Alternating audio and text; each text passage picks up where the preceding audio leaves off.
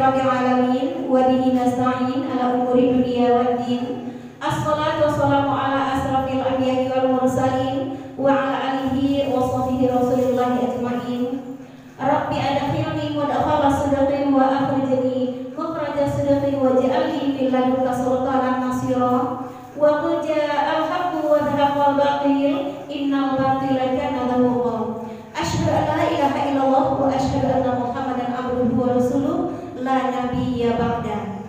Tawasan-tawasannya kita sebagai hamba Allah mengucapkan puji dan syukur kehadirat Allah Subhanahu wa taala karena siang menjelang sore hari ini kita masih diberikan kesempatan oleh Allah untuk menuntut ilmu, untuk mengulang kembali ilmu yang telah kita lupakan. Man talaba ilma kana kafaratan lima madha. Siapa yang berangkat dari rumahnya dengan tujuan menuntut ilmu, mereka berangkat dari rumahnya menuju majelis ilmu. Selangkah demi selangkah dia meninggalkan rumahnya, maka berguguranlah, berjatuhanlah dosa-dosanya yang telah berlalu. Seterusnya salawat dan salam tak lupa kita kirimkan kepada pimpinan umat Islam, yakni Nabi besar Muhammad sallallahu alaihi wasallam dengan mengucapkan Allahumma sholli ala sayyidina Muhammad wa ala ali sayyidina Muhammad. Semoga kelak di yaumil mahsyar kita mendapatkan syafaat atau pertolongan dari baginda Rasulullah sallallahu alaihi wasallam. Ibu-ibu wali murid TK Al-Kohri Jalan Cengkeh, dalam menuntut ilmu, membesarkan anak-anak kita, mendidik anak-anak kita, judul tausiah kita hari ini adalah hak anak terhadap orang tuanya. Ketika kita diberikan karunia anak oleh Allah, semua ibu, semua orang tua termasuk ayahnya pasti menginginkan anaknya itu menjadi anak yang soleh, anak yang solehah, yang berkepribadian. Dan pendidikan apakah yang harus kita berikan kepada anak-anak kita? Kita semua mengetahui anak itu dilahirkan dalam keadaan fitrah. Anak itu Allah berikan kepada kita dalam keadaan suci. Maka ayah dan ibunya lah yang menjadikan dia Majusi atau Nasrani. Kalau Eko ingin melihat dirimu yang sesungguhnya, maka lihatlah anakmu, itulah dirimu yang sesungguhnya. Ibu-ibu dan bapak-bapak yang saya muliakan, mendidik anak tidaklah segampang seperti yang kita ucapkan. Semoga jadi anak yang soleh dan solehah ya, kata orang kepada kita. Amin. Tapi mendidik anak ini butuh power, butuh kecerdasan, bukan butuh kepintaran. Banyak orang yang pintar, tapi dia tidak cerdas dalam mendidik anaknya. Tidak tanggap dia bagaimana anaknya ini, Bu. Orang cerdas sudah pasti pintar. Orang pintar belum tentu cerdas. Bagaimanakah kita ini mendidik anak-anak kita supaya dia itu menjadi generasi penerus bangsa? Kita lihat barusan anak kita tampil, yang tampil membacakan ayat suci Al-Quran, yang tampil pidato cilik. Itu ketika dia tampil, sementara dia tampil, tapi sudah membentuk jiwa dia. Ketika dia dipuji, ketika dia dihargai, akan terbentuklah jiwa seorang anak tadi. Tapi zaman sekarang ini tidaklah sama dengan kita zaman dahulu, Bu. Kalau zaman kita dahulu dibesarkan oleh orang tua kita, tidak sesusah dan separah zaman sekarang. Zaman kita dulu mainan kita apa, Bu? Di kampung-kampung mainan kita apa? Ibu masih ingat? Ibu Ayu masih ingat mainan kita masa kecil? Main kelereng, main congkak, main karet, itu mainan kita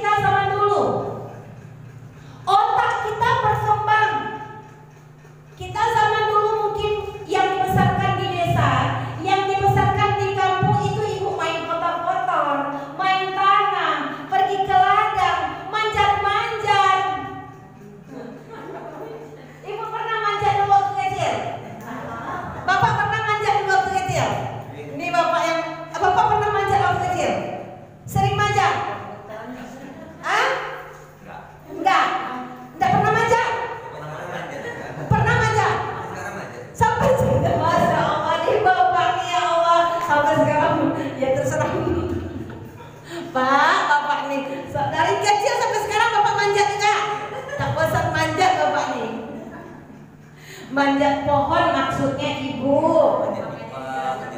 Manjat apa Pak? Manjat pipa. Oh iya Bapak kerja di PT manjat pipa, manjat manjat tiang listrik ya. Itulah kita zaman dahulu Bu. Zaman dahulu tidak sama dengan zaman kita sekarang, nggak sama. Kalau kita dimarahin oleh mak kita dulu, dimarahin oleh orang tua kita, dicubit kecilnya kita oleh mak kita Bu, dicubit kecil sambil membesarkan mata, kita takut nggak? Takut. Anak sekarang coba ibu cubit dia, besarkan mata, apa katanya?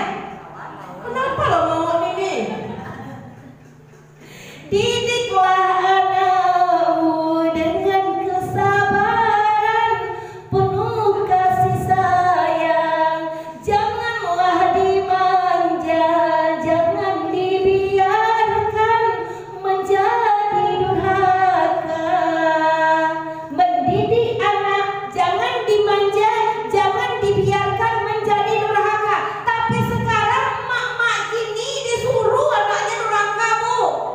Nggak sadar dia disuruhnya. Contohnya, anak menangis meronta-ronta. Ini mainan. Lihat dulu. Lihat ibu, lihat. Diam ya kan? Ibu ketika ambil HP ini dia nangis kan? Setelah itu ibu berikan kembali berarti. Sekarang kan kalau aku pribadi kan beda. Kalau kita melihatnya dari seginya, kalau seandainya itu lingkungan keluarga yang lain gitu kan, sekarang mereka kan udah istilahnya udah terlanjur mengasih istilahnya permainan yang sekarang HP itu kepada anaknya dari kecil. Jadi bagaimana cara mengatasinya sekarang gitu. Kalau aku secara pribadi kan beda lagi. Waalaikumsalam. Bagaimanakah cara mengatasi anak kecanduan gadget? Kalau ibu tadi mendidik anak, alhamdulillah udah benar. Kalau ibu nih, ya udah terlanjur Ustazah, gimana lagi? Cara mengatasi anak kecanduan gadget satu cara saja Bu, jual HP itu. Itu aja. Ibu kan berat juga nih kalau dia jual HP saya, kasihan Ustazah dan tidak juga main HP. Kalau ibu kuat iman di hati, ibu pengen anak ibu berhenti main gadget, jual tuh HP, pulang dari sini nanti jual HP. Mau ibu jual HP? Biar aja dulu, tunggu sebentar. Mau ibu jual HP? Udah, karena HP kan masih ada di rumah yang lain. Ada, masih ada, enggak, bukan dijual semuanya. Yang punya anak aja dijual. Kemudian salah satunya lagi, kalau ibu tidak takut juga menjual HP nih. Ibu punya HP gadget di rumah, papanya punya, udah cukup suami istri aja yang punya. Nah, yang anak ibu jangan dikasih, ini ke pribadi anak yang lain. Ini yang untuk anak, ini untuk papa, ini untuk mamanya. Jangan, maksudnya yang jangan dikasih itu jangan diuntukkan yang untuk dia, ini untuk kamu ya nak. Kalau pengen tahu informasi anak ibu, bisa ibu beritahukan melewati ilmu yang ibu lihat di gadget tersebut. Jangan kasih. Kemudian HP suami istri harus pakai kunci, harus pakai kode. Suami cuma bisa mengetahui kunci HP istrinya, begitu juga sebaliknya. Jangan ibu kasih kunci kepada anak ibu. Dan ketika anak ibu meronta-ronta atau minta HP, biarkan aja. Astagfirullahaladzim, astagfirullahaladzim. Ibu tidur aja lagi. Walaupun dia menangis, insya Allah takkan mati anak tuh nangis 2 hari gara-gara gadget. Biarkan aja. Silakan ibu yang lain, ada? Ibu yang lain? Ada ibu? Nah, Ibu Ayu sebagai kepala TK Al-Kohri. Nggak ada, lanjut. Bapak ada lagi? Ah, ini Pak geser ke sini Pak, dekat saya deh Pak. Enggak apa-apa, Bapak nih. Assalamualaikum warahmatullahi wabarakatuh. Kalau saya mau lebih dari saya biasa cuman saya ini Pak, mic-nya. Enggak apa-apa. Masalah gadget kami kan cuma suami istri aja, kan? Cuman kalau saya sih sering manja. Paling kalau saya nggak manja, ya ada cara. Kedua saya carikan kesibukan yang mana, mungkin dari handphone, gitu kan? Cuman kalau ketika kami berdua sedang bekerja, paling kami kasih batas waktu untuk anak, gitu kan? Apakah salah? Oke. Bapak ngasih gadget untuk anak supaya mencarikan kesibukan untuk anak gitu. Bukan. Coba lagi. Kami punya gadget cuma suami istri aja. Iya. Untuk anak nggak ada. Ya. Cuman kan saya sering manda. Paling 1 minggu saya di rumah. Habis itu 1 minggu saya cari kesibukan, beri-beri ke rumah apa gitu ya. Cuma saya kasih batas waktu ke anak tua, ada batas waktu 1 jam udah. Ya. Yang kedua, kalau untuk menghindari gadget ini, kadang saya kasih kesibukan buat anak. Oh gitu. Gitu aja Bu. Apa salah? Oh gitu maksudnya. Maksud Bapak ini cuma ngasih ke 1 jam 1 hari untuk anaknya. Nah, kemudian Bapak cari kesibukan lain untuk anak supaya itu dia lupa kepada gadget. Apakah saya salah? Bagus. Anak Bapak usianya berapa? Baru masuk TK. Bapak kasih 1 jam. Baru masuk TK. Kalau dapat Bapak jangan kasih walaupun 1 jam. Karena yang namanya anak ini setelah dia 1 jam dia pengen lebih lagi, dan ketika Bapak ambil, ini anak Bapak. Oh ini, coba ya saya praktekkan kepada anak ibu. Prakteknya aja nih. Coba ibu ambil gadgetnya sekarang. Coba ibu ambil ketika anak ibu main gadget. Coba ibu ambil. Coba ibu ambil. Nah, coba paksa, ini kita praktekkan aja dulu. Paksa aja dulu. Nah, nggak mau dia Pak. Nggak mau, coba. Mau dia? Mau? Nah, nggak akan mau lagi Pak. Walaupun Bapak cara mendidik anaknya Bapak cuma 1 jam saja mengasih gadget, nggak mau dia. Pasti dia akan lari. Nah, dan sampai itu main gadgetnya itu sampai 1 jam. Setelah itu sampai dia tertidur. Apa kita kasihan ya matanya? Nah, apa kita? Coba sekarang ini kalau kita bikin status saja lah Pak. Mungkin karena kita udah tua nih Pak ya. Kita bikin status aja itu main gadgetnya, udah kabur matanya Pak.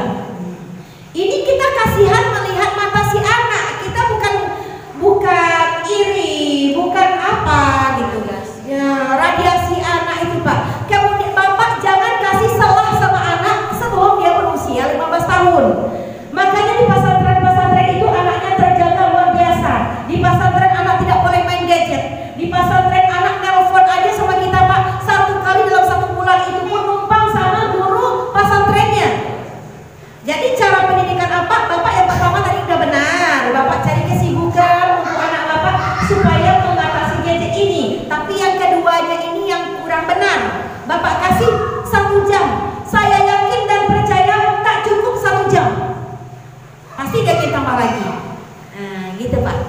Ya, udah puas Pak? Ya. Silakan Ibu yang mau mengajukan pertanyaan. Tidak ada? Kemudian membentuk akhlak seorang anak. Bagaimanakah kita seorang ibu membentuk akhlak seorang anak? Saya bawakan pepatah Minang sedikit. Kalau Bapak yang nggak tahu nanti saya artikan. Kalau orang Minang bilang ketik tabau-bau gadang terbang hidup, lagai jadi pusako sehingga masuk ke pusaro. Iya Pak itu Bu Ayu. Ayo Bana. Yang artinya kecil terbawa-bawa. Ala biasa nih udah biasa. Besar tidak berubah lagi. Sehingga pada masa tua jadi kebiasaan, dan pada akhirnya masuk ke liang kubur dia juga masih kebiasaan seperti itu. Mendidik anak perempuan lagi Pak. Ibu punya anak perempuan, itu mendidik anak itu dari akhlakul karimah yang pertama kali. Kenalkan itu kepada anak, akhlak terhadap anak, akhlak tentang aurat dulu. Tugas Bapak, tugas seorang ibu memberikan pelajaran kepada anaknya. Oh ini nggak boleh terlihat nak. Baru-baru ini ada yang viral Bu Ayu. Viral di dunia maya. Seorang anak berusia entah berapa tahun ya, 3 tahun, 2 tahun, itu nggak mau dia melepas cadarnya. Nggak mau. Coba ibu lihat di YouTube-nya, tak mau melepas cadarnya. Masya Allah, luar biasa. Kalau itu mas saya belum sanggup untuk anak sebesar ini. Walaupun tidak wajib anak menutup aurat, anak perempuan tidak wajib menutup aurat ketika dia masih kecil. Tetapi apa salahnya seorang ibu memberikan pendidikan, ini aurat loh nak, ini nggak boleh kelihatan loh nak. Saya tahu perasaan ibu-ibu kalau apalagi kita punya anak cantik, kita pengen bajunya itu baju UKC, Masya Allah luar biasa cantik. Jadi pada akhirnya nanti dia terbiasa sama besar. Anak itu tergantung kepada kita. Misalnya kita dari kecil mengajarkan anak memakai lepis, sampai besar dia memakai lepis. Bukan anaknya, anak kan nggak tahu itu baju. Coba ibu dan bapak dari kecil, ibu ajarkan dia memakai baju you can see, sampai besar dia pakai baju you can see. Tapi ketika anak dari kecil diajarkan itu pakai baju gamis, disuruh pakai lepis pun nanti dia nggak mau, karena dia tidak terbiasa. Jadi mengajarkan anak itu berakhlak. Rasulullah SAW itu menegaskan kepada umatnya itu untuk berakhlak yang baik. Bagaimana cara bertutur kata yang baik? Misalnya ibu bawa anak, ibu perempuan kemana? Ibu ajarkan dia duduk sopan di rumah orang.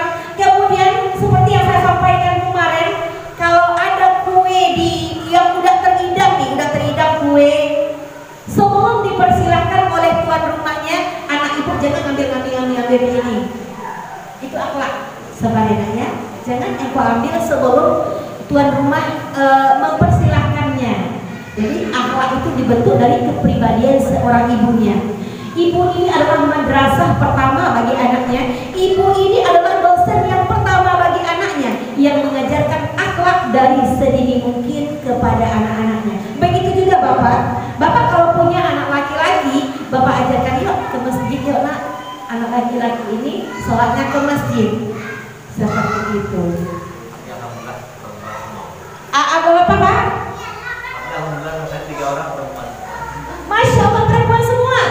Masya Allah luar biasa. Kabar gembira untuk orang yang punya anak perempuan, termasuk juga bapak. Bapak berapa anak perempuan? 2 perempuan. Sepasang. Belum 1 perempuan baru. Tinggal 2 lagi bapak akan mencari seperti bapak ini. Orang yang punya anak perempuan, kemudian dia didik dengan benar, dia didik agamanya dengan benar, akhlaknya dengan benar, dia jaga harkat dan martabat anaknya sampai anaknya itu menikah, maka dibangunkan istana emas di surga untuk bapak. Dan orang yang mempunyai anak perempuan menjadi benteng bagi orang tuanya dari api neraka. Luar biasa loh pak. Jadi bapak kalau punya anak perempuan itu sangat luar biasa. Kenapa? Karena mempunyai anak perempuan ini susah mendidiknya ketimbang anak laki-laki. Kalau anak laki-laki pakai singlet aja keluar rumah nggak apa-apa, bapak nggak dosa. Tapi kalau anak perempuan, 1 helai rambut saja kelihatan anak perempuan kita sama laki-laki yang bukan muhrimnya, 1 langkah kaki bapak itu menuju neraka. Jangan bangga, oh anak saya ustazah jadi dokter, tapi dia nggak pakai jilbab, bapak belum berhasil. Berhasilnya seorang orang tua mendidik anaknya ketika dia sudah mendidik dengan benar akhlakul karimah anaknya, aurat anaknya udah benar dia, berarti dia sudah berhasil membesarkan anak perempuannya, gitu pak. Jadi bapak dan ibu yang saya muliakan, kalau anak bapak nanti perempuan sudah balik, ketika dia memberitahukan ini kepada bapak, pak atau mama, saya sudah balik loh ma. Hal yang pertama yang ibu katakan kepada anak ibu, nah kamu sekarang sudah balik ya nak ya, tunjukkan mana yang boleh dilihat oleh orang yang muhrim, tunjukkan mana yang boleh dipegang atau yang tidak boleh dipegang. Kalau saya dengan anak itu terbuka aja, nah kalau yang ini ya nak ya, kalau yang ini jangan dipegang-pegang sama orang nak. Gitu aja, betul ya bu ya. Dari sini mungkin ya silakan bapak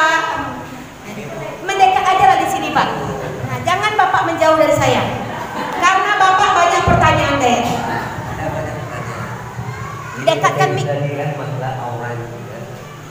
Masalah aurat anak dari perempuan dan itu juga apakah di dalam rumah? Oh ya enggak apa-apa. Di dalam rumah ya Pak ya? Di dalam rumah, ketika kita kan bertetangga, gitu. Istri kita kan di rumah kan nggak pakai hijab, kan auratnya nampak juga. Apakah ini termasuk dosa? Gitu. Iya. Yang kedua gini, dosanya itu sama nggak dosa dengan anak yang udah balik yang ibu mengenai auratnya dengan istri juga gitu? Terima kasih. Iya. Masya Allah, luar biasa Pak.